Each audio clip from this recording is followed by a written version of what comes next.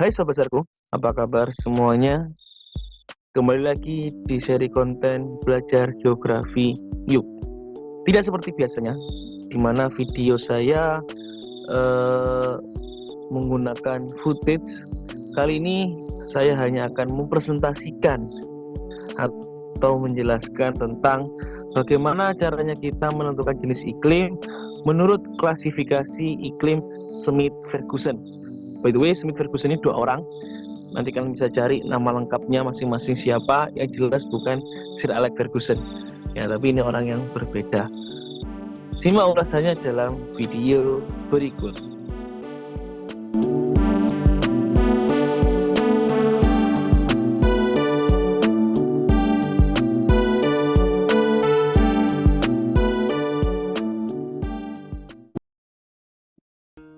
Oke, sobat besarku, kita langsung mulai saja untuk membahas tentang jenis iklim menggunakan klasifikasi iklim Smith-Ferguson. Kita akan masuk ke materinya.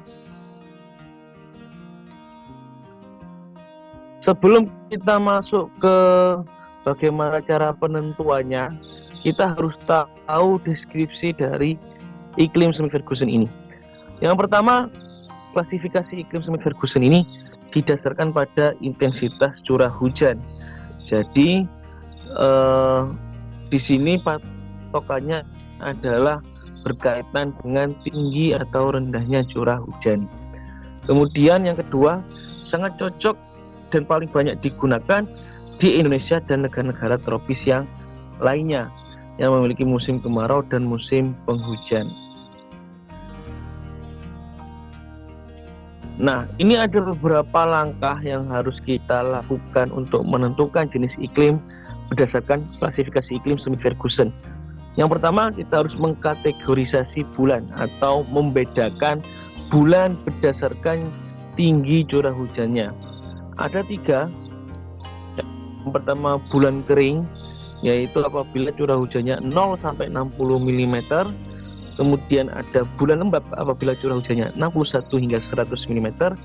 Kemudian bulan basah apabila curah hujannya di atas 100 mm. Artinya dimulai dari angka 101 itu sudah masuk ke dalam kategori bulan basah. Kemudian yang harus diketahui selanjutnya adalah rumus menentukannya, yaitu ada rumus Q sama dengan BK dibagi BB kemudian dikali 100%.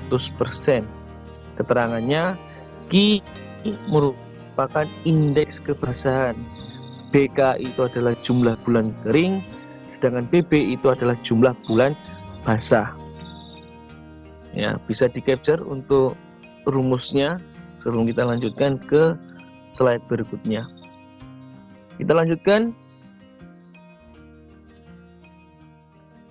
Nah, setelah kita menghitung menggunakan rumus, maka kita akan menemukan yang namanya nilai Q.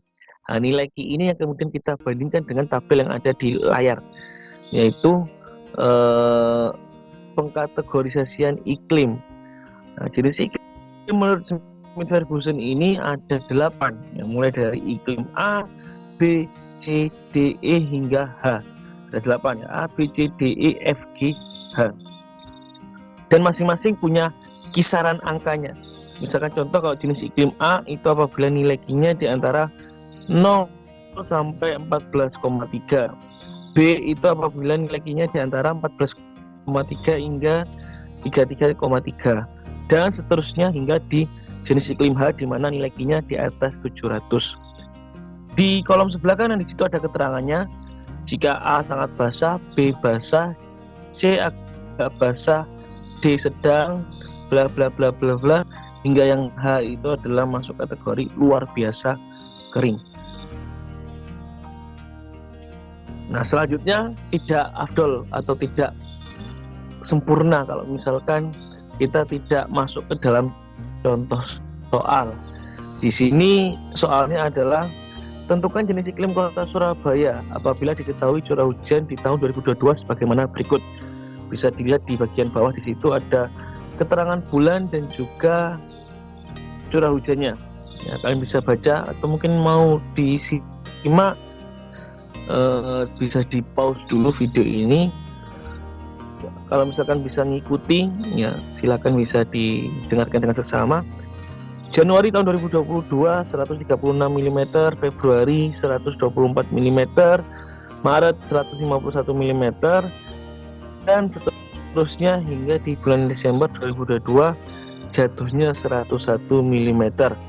By the way, ini saya tidak mengambil dari data resmi, tapi hanya untuk kebutuhan memberikan contoh soal, jadi nilai angkanya tidak sama persis seperti yang kondisi kenyataannya di tahun 2022 kemarin. Nah, ada beberapa langkah seperti yang kita bahas di awal yang harus kita lalui untuk menentukan jenis iklimnya. Yang pertama, langkah pertama tentunya adalah mengkategorisasi bulan. Ya, tadi sudah ada keterangannya, 0 sampai 60 itu adalah bulan kering, 61 hingga 100 itu bulan basah, kemudian 101 ke atas, di atasnya 100 itu masuk ke dalam bulan basah. Ya, bulan kering, bulan lembab, bulan basah. Nah, Januari 2022 136, karena 136 itu di atasnya 100, maka dikategorikan sebagai bulan basah. Februari masuk juga ke dalam bulan basah, ya, karena 124. Dan seterusnya. Di sini yang di atas 100 ada Maret sama Desember juga. Kemudian yang antara 60 sampai 100 itu ada April, Mei, Juni, Juli sama November. Maka untuk kelima bulan ini masuk ke dalam kategori bulan lembab. Kemudian yang di bawah 60 itu hanya ada Agustus, September, dan Oktober. Ada 3 bulan yang dikategorikan sebagai bulan kering. Maka bisa disimpulkan Surabaya itu mengalami 4 bulan basah, 5 bulan lembab, dan 3 bulan kering sepanjang tahun 2022.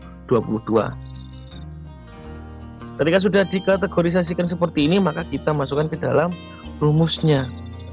Rumusnya yaitu nilai indeks kebasahan Q sama dengan BK dibagi BB dikali 100%. Tadi BK-nya atau bulan keringnya ada 3, maka kita masukkan 3. Kemudian bulan basahnya ada 4, maka kita masukkan 4 di situ. 3 dibagi 4 sama dengan 0,75. Kemudian jangan lupa dikali 100%. Hasilnya adalah nilai Q Kota Surabaya 75%. Langkah yang terakhir yaitu membandingkan dengan tabel. Di sini nilai 75% kalau kita bandingkan dengan tabel ternyata berada di antara 60 hingga 100, yang artinya bahwasanya nilai Q Surabaya 75% ini masuk ke dalam jenis iklim D atau jenis iklim sedang menurut klasifikasi iklim Schmidt-Ferguson. Kalau ada yang bingung mungkin bisa dituliskan di kolom komentar ya, di kolom komentar. Atau mungkin ini mau di-capture juga silahkan. Ya, mau di-post dulu untuk benar-benar memahami silahkan. Kita lanjutkan ke latihan soal. Ya, karena sudah ada contoh soal, maka masih belum sempurna kalau misalkan tidak ada latihan soalnya. Di sini ada latihan soal 1 dengan level mudah. Kalian bisa capture layarnya, kemudian kalian bisa mengerjakan soalnya. Nanti kalau misalkan ada kesusahan, bisa ditulis di kolom komentar. Ya, di situ ada 3, sedikit ada petunjuknya. Di sini kalian tidak perlu mengkategorisasi bulan, karena di soalnya itu sudah dijelaskan secara gamblang berapa bulan basah, berapa bulan kering, dan lain sebagainya. Kemudian nomor 3 itu malah sifatnya teori. Kemudian ada latihan soal 2. Nah, latihan soal 2 ini baru yang kalian harus mengawali dulu dengan langkah pertama, yaitu mengkategorisasi bulan. Dan silahkan bisa di-capture untuk kalian bisa melakukan latihan soal. Sekali lagi, kalau misalkan ada yang susah atau masih bingung, bisa ditanyakan di kolom komentar. Dan in the end, hanya saya harus ucapkan terima kasih untuk seri konten belajar geografi yuk kali ini. Sampai jumpa di konten-konten berikutnya. Bye.